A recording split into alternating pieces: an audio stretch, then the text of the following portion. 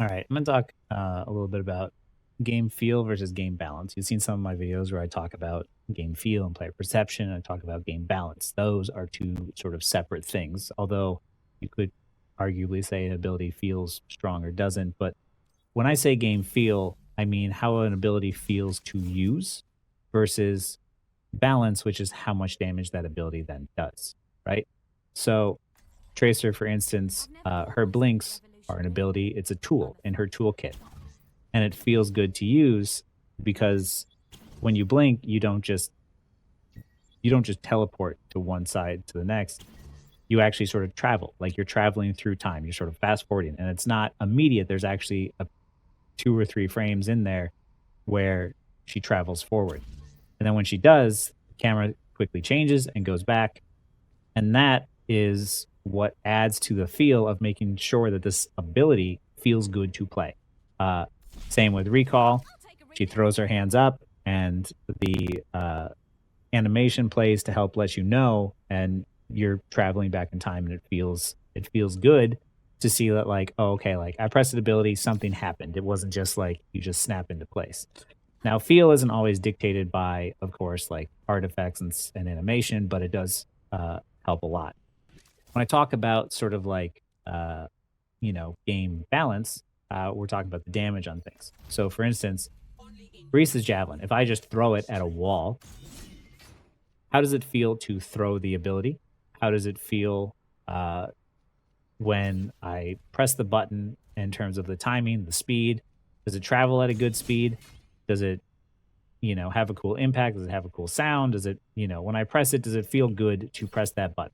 Right? Because imagine if this suddenly went twice as slow, uh, it wouldn't feel very good to throw that ability, right? But now, not just that, it's just like, okay, well, how does it feel when it hits somebody, right? So I throw, oh, and it like pushes them, stuns them.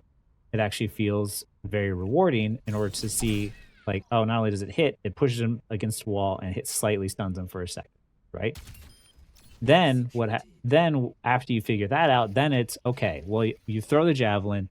How much damage does it do? Right? How much damage it does is determines the game balance. And that game balance, again, an ability can feel good to use, but also uh, be underpowered or overpowered depending on how much damage it does. And what you're trying to do when you create an ability is create something that is a tool in a toolkit for that player to use. The javelin is a good example of that. Tracer's blinks are a good example of that. And then it's just the question of just like, okay, well, how can players use those tools in their toolkit in a creative way? Boop, for instance, is another fantastic example of a unique ability where I'm lagging. Boop can be used to push someone away. It can be used to push someone off the ledge. It could be used to boop an enemy into your team. Boop is a tool in the player's toolkit that allows them to do something and allows them to do something in a unique and creative way. This is what people mean when they say something like skill expression is players using that toolkit in an interesting way in order to win a game and produce interesting results, right? But then you have heroes that have abilities that aren't tools, they're just things that do things for the player, like life grip. There is no sort of way to use life grip in a creative way, right? Uh, you just press the button, it does the thing. It does the one thing. It can only be used in a defensive way because of the fact that it is a defensive ability, and there's not really a creative way to go about using life grip. Um, at least not very much in the game. The pedal is is okay, but the problem with the pedal is that it hard counters ultimates like Zarya's without needing any skill for it. I don't think that 12-second abilities should counter ultimates. I think that that's something that should never happen. It just doesn't feel fair. Um, but you know, uh, when you're playing against a life weaver, same thing for his heals. There is nothing creative about these heals. He just never misses. No matter what, even if you're far away from targets, not even necessarily directly on them, you can't really miss. And that sort of ruins the skill expression behind these types of abilities. There's not unique ways in which to use these abilities other than just constantly, sort of heal botting. And when you can sit back this far, 30 meters back and 8 meters up and keep auto pumping heals and never miss, it doesn't feel fair. And there's also nothing creative to do here. And you are uh, a conscious Alari pylon, right? Like there's nothing unique about Lifeweaver's toolkit that really makes him all that creative or great of a character. And that's the reason why from the very get-go he was just bad. Even his tree, which I liked the fact that it was like, oh, this is now a sort of like big wall, you can destroy it. But they buffed it so much that now it's so strong that you feel like you can't even kill anything in the tree. And it also blocks damage, and it just feels like it guarantees and gives you free space because you can't really do anything about, killing through the tree.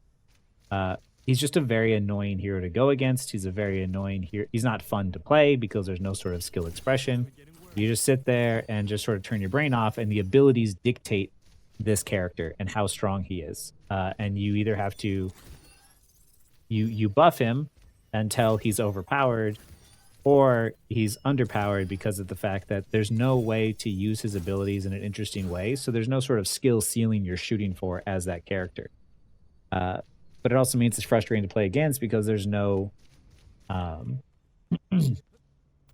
there's no margin for error for him. So you have to play perfectly, and meanwhile he can sit super far back and just sort of turn his brain off, and he's playing his character efficiently. Same for Kiriko. Suzu is huge and also a very powerful broken ability, right? That still hit, and I threw it over here. Her healing papers, which could be used, could be designed in a very interesting way, just aren't. Like, these are papers, right? You could, in my mind, design them in a way where you could stick them, you have a limited amount, and you could stick them to players that provide sort of a heal. You could maybe stick them to walls so players could pick them up.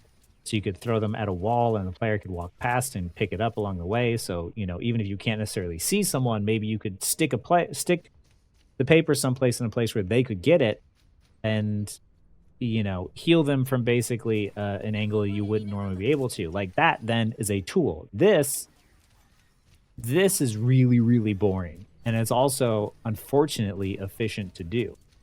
And what if I throw it here? It still affects that one. And the range on Suzu is just you just throw it at the ground, you get an immortality, and it's available every 15 seconds.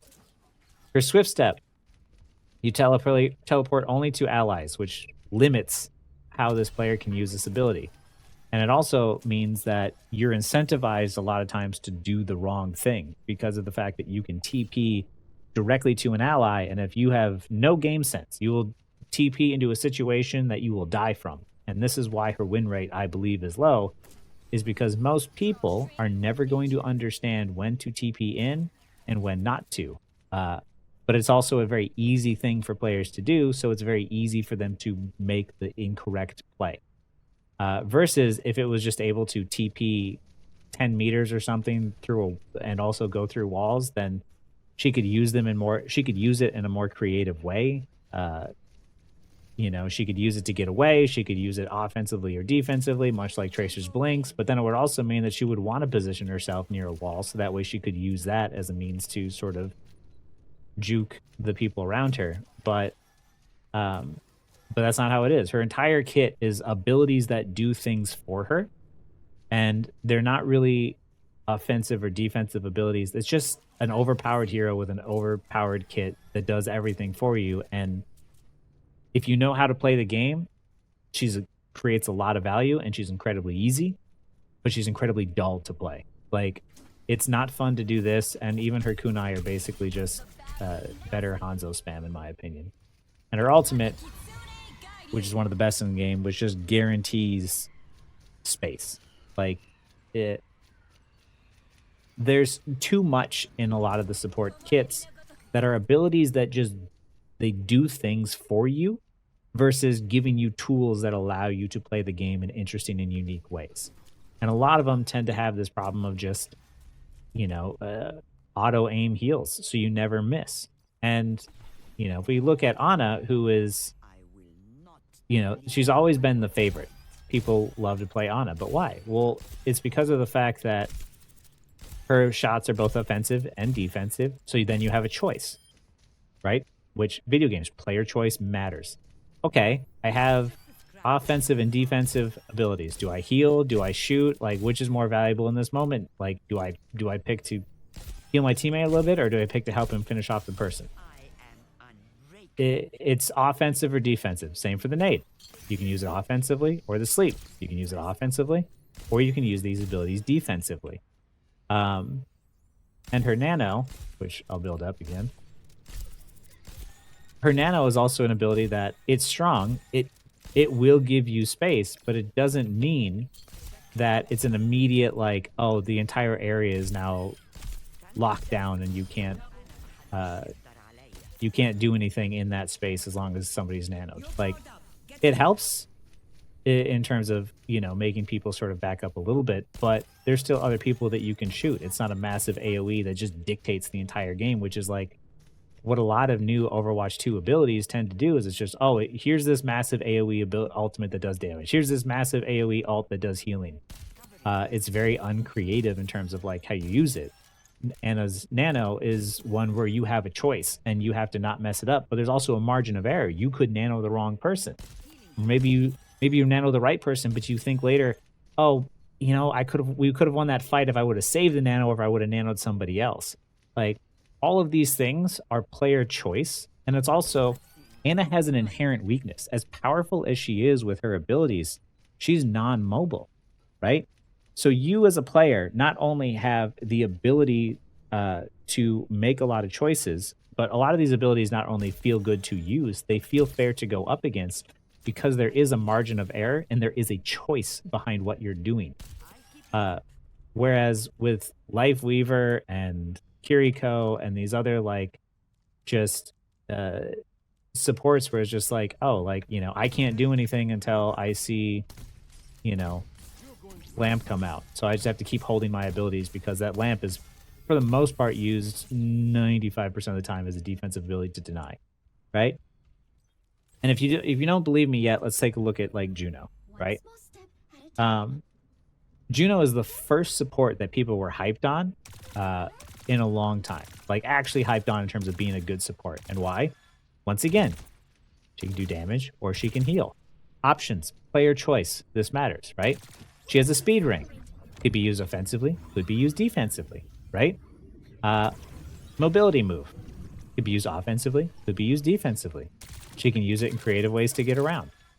But then that's where it stops. But those abilities are good, because then it offers players unique and creative ways to figure out, how do I use this ring in an interesting way? How do I use the gravity boots in an interesting way?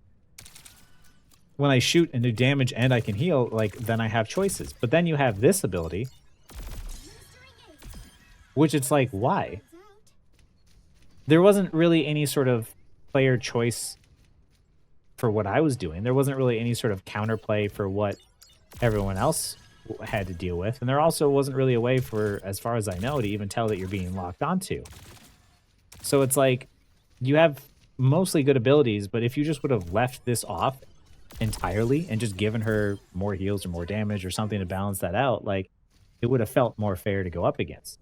But then you also have this ability, which once again, AoE heal, AoE more damage. Like, when you're playing, it's like when they pick in a support, they're making a new Overwatch 2 character. They're just like, what do we want it to be? Do we want it to be more heals and more damage, or both? And it's just like, there's not really creative ways to use these ults. There's not really player choice behind these, but then it also doesn't feel like, when you're going up against it, that there's counterplay to it. I grabbed I think like 3 or 4 people the other day in an ult. Juno was in it, and she had casted her ult, and I was a 95% charged Zarya, and I thought to myself, it's okay, I should be able to at least like kill some people. I'm 95% charged. Like, I know that's her ult going, but I should be able to kill the squishies in the ult. And I didn't even kill one, right? As a tank. So it's like, her ult, which also does helps people do damage, uh, also heals enough to stop a tank from killing them at full charge, and that's Zarya's entire point of existence. Like, that's what makes the game, like, unfun, because it just doesn't feel very good. Like, there's no player choice, you just get a lot of free value for nothing. But still, like, you could nerf some of those things down. I still suggest removing things like homing missiles, because that's just another ability that just does something for you. There's no sort of player choice behind that. But otherwise, for the most part, people love the support. Why? Because you have choice again. Like, you have a lot of choice with Juno. You don't have a lot of choice with Lifeweaver. That's the difference when I'm talking about like game feel versus game balance. Balance is tweaking those numbers to make sure that however easy something is to do, it's also fair in terms of how much damage it does for you. Which is the reason why, someone like Genji feels like such crap to play now. Jesus, it's lag. Is because the risk reward and how it feels to play him versus how difficult it is just doesn't line up. Just doesn't line up with how easy it is for someone like this to just exist. So yeah, when I'm talking game feel and game balance, this is what I'm talking about. Like, there are abilities that are good, which are tools in a toolkit, and abilities that are bad, which are just abilities that just do something for you and are very one-dimensional and can only be used one way. Because just like Lucio's boops, it's a tool. You can boop them offensively, you can boop them defensively, you can boop them to get environmental kills. Like, that is a good ability design in Overwatch. And this is the reason why Overwatch is still technically doing well. Like, the game isn't going to fail overnight, or the game's not, necessarily dead, but it's just there's a lot of characters in the game that feel good to play. And it might even feel good to some from their perspective in terms of just the character that they play, but it might not feel good to go against. But there's a lot of really good game feel behind the game that I think is going to keep the game alive.